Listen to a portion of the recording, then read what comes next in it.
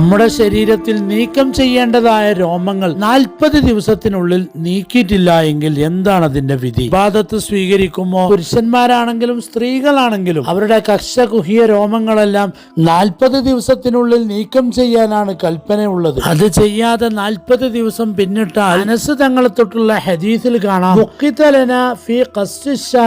മീശ വെട്ടുന്നതിലും തഖ്ലീമിൽ അളുഫാരി നഖം മുറിക്കുന്നതിലും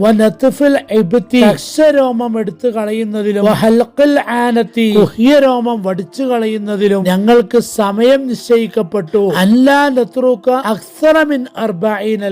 40 രാത്രിയേക്കാൾ അഥവാ 40 ദിവസത്തിനേക്കാൾ അവയൊന്നും എടുത്തു കളയാതെ ബാക്കി വെക്കരുത് എന്ന് തങ്ങൾ ഞങ്ങൾക്ക് സമയം നിശ്ചയിച്ചു തന്നിട്ടുണ്ട് എന്ന് അനസ് തങ്ങൾ പറയുന്നു. അപ്പൊ ഒരു കാരണവശാലും 40 പിന്നിടരുത്. അങ്ങനെ ചെയ്താൽ അത് സുന്നത്തിന് എതിരാണ്.